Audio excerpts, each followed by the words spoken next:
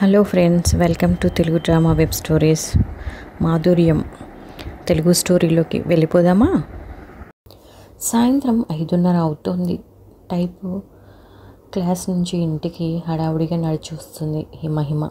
వాళ్ళు ఉంటున్నది కొత్త కాలనీ కావటంతో మెయిన్ రోడ్ నుంచి కొంచెం దూరం నడవాలి. అక్కడంతా నిర్మానుష్యంగా ఉంటుంది. రాత్రిపూట వీధి దీపాలు కూడా సరిగా వెలగవు. దాంతో కాలనీలో లేడీస్ బయటకు వెళ్తే సాధ్యమైనంత త్వరగా ఇల్లు చేరుకోవాలని తాపత్రయపడతారు. మెయిన్ రోడ్లోంచి కాలనీ రోడ్కి మహిమ తిరగగానే హలో హలో మిస్ అని ఓ మగ్గు గొంతు వినబడింది. మహిమ భయంతో నడక వేగం హెచ్చించింది. హలో, భయపడకండి, నేను సత్యం మాస్టర్ స్టూడెంట్ని. మహిమ మెల్లిగా ఆగి చూసింది. ఇంచుమించు 6 అడుగుల పొడవు ఉన్నాడతను. చామన్ ఛాయ్లో ఎంతో చురుగ్గా రింగులు తిరిగిన క్రాఫ్ట్తో చూడగానే అందంగా అనిపిస్తాడు. నా పేరు విద్యాసాగర్, బీకామ్ ఫైనల్ ఇయర్ చదువుతున్నాను. మీ కాలేజీలోనే. మీరు మహిమ కదా? అవునన్నట్టు తల ఊపింది మహిమ. మాస్టారు మీకు నిన్న బాటిల్ బాయ్ టెక్స్ట్ బుక్ ఇచ్చారంట కదా? నాకు కొంచెం అవసరం ఉంది, మిమ్మల్ని అడిగి తీసుకోమన్నారు.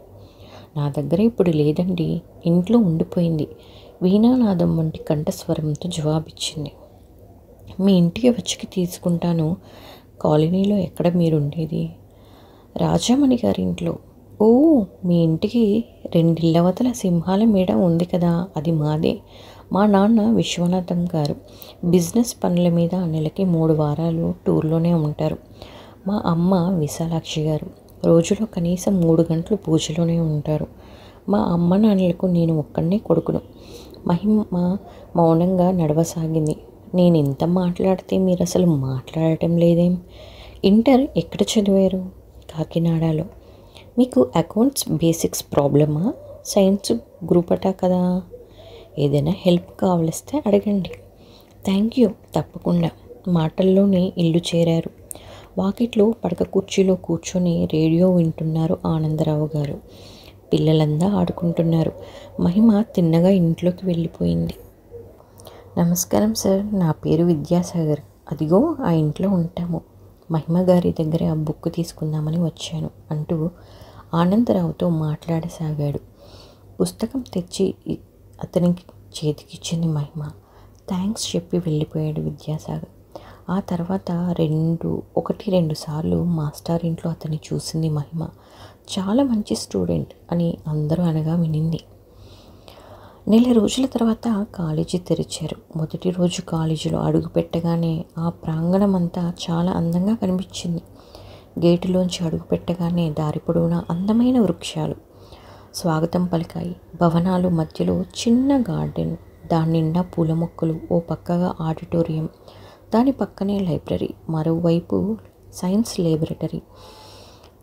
దర్శకరత్న దాసరి నారాయణరావు గారు, గొప్ప నటుల కృష్ణంరాజు, మెగాస్టార్ చిరంజీవి ఈ కాలేజీలోనే చదివారని తెలిసి ఆనందాలకు లోనైపోయింది. ఆ 2వ రోజు ఉదయం క్లాస్ మొదలవగానే మహిమ పక్కనే ఒక అమ్మాయి వచ్చి కూర్చుంది. తెల్లగా, కొంచెం పొట్టిగా, ఉంగరాలు తిరిగిన పొట్టి జడతో, సొట్టలు పడే బుక్కులతో ముద్దొచ్చేలా ఉంది. ముందు రోజు ఆ అమ్మాయి రాలేదు. మహిమను చూడగానే చిరునవ్వు నవ్వింది ఆ అమ్మాయి. నీటిలో పడే సుడుల్లా బుగ్గల మీది నొక్కలు మరింత లోతుగా అయ్యాయి. మహిమ కూడా నవ్వింది. Please to meet you. నా పేరు ప్రియా. నేను కాలేజీకి రాలేదు. నా క్లాస్లో అమ్మాయిలంతా నాతో ఇంటర్ చదివిన వాళ్ళే. మీరు కొత్తగా వచ్చారా? పేరు మహిమ, కాకినాడ నుండి వచ్చాను. ఓ, మీరు మాట్లాడుతుంటే పాట పాడుతున్నట్టే ఉంది. మీరు పాడతారా? అబ్బే లేదు, ఊరికే కూని రాగాలే. అయితే ఇంకేం, మా సంగీతం టీచర్ దగ్గర చేరండి, పెద్ద సింగర్ అయిపోదురుగాను నవ్వింది మహిమ. అరే నిజం మహిమ, నేను వీణ నేర్చుకుంటున్నాను. ఎందుకంటే మన టోన్ అంత బాగుండదు. పక్కున నవ్వింది మహిమ. మీరు నాకు బాగా నచ్చేశారు. ఈ రోజు నుంచి మనం ఇద్దరం ఫ్రెండ్స్, ఓకేనా అంటూ చెయ్యి కలిపింది ప్రియ. ఆ సాయంత్రం ప్రియ బలవంతం మీద తనకున్న పాటల పిచ్చి వల్ల కొంత టైపింగ్ క్లాస్ మానేసి ప్రియ మ్యూజిక్ క్లాస్కి వెళ్ళింది మహిమ. ప్రియ ఇంటి పక్కనే టీచర్ వాళ్ళ ఇల్లు.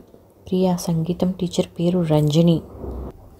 ప్రియా మహిమను పరిచయం చేయగానే, ఆసక్తి ఉంటే తప్పకుండా సంగీతం నేర్చుకోమ్మా, నీ గొంతు చాలా బాగుంది అని ప్రోత్సహించడమే కాక 2 పాటలు కూడా పాడే వరకు ఊరుకోలేదు.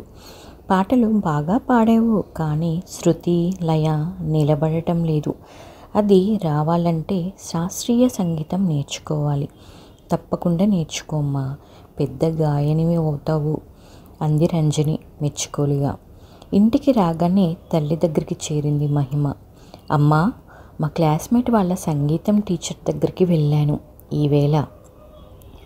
నా గొంతు చాలా బాగుందన్నారు. నేను నేర్చుకోనా? అదేమిటి, ఉదయం 8 గంటల నుంచి ట్యూషను, కాలేజీ, సాయంత్రం టైపు, నీకు ఇంకా టైం ఎక్కడుంది? అది కాక ఇప్పటికే ఫీజులకి పుస్తకాలకు చాలా అవుతుంది కదా.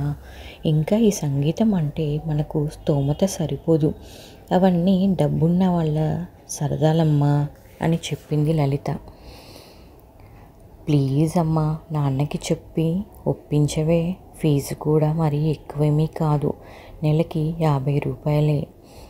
డబ్బు గురించి కాదే మహి, సాయంత్రం ఈ దారిలో రావటం కష్టం కదా.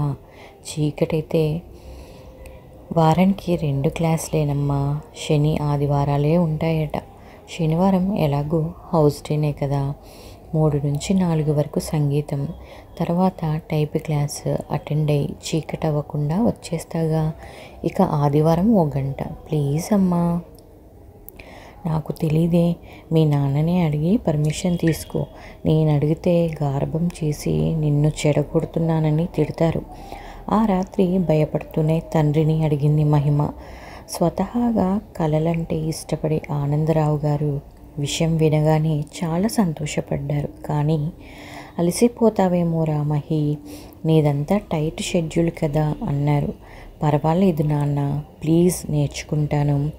సరే నీ ఇష్టం, అడ్వాన్స్ ఇవ్వాలేమో కదా, రేపు నన్ను అడిగి తీసుకెళ్ళు, మర్చిపోకు. చాలా థ్యాంక్స్ నాన్న, సంతోషంగా చెప్పింది మహిమ. అలా సంగీత ప్రస్థానంలో ఆమె తొలి అడుగులు మొదలయ్యాయి. మహిమది చాలా శ్రావ్యమైన గళం, దానికి నేర్చుకోవాలన్న తపన కూడా తోడవటంతో ఏకాగ్రత వల్లే ఆమె అవగాహన శక్తి కూడా అపారమైపోయింది.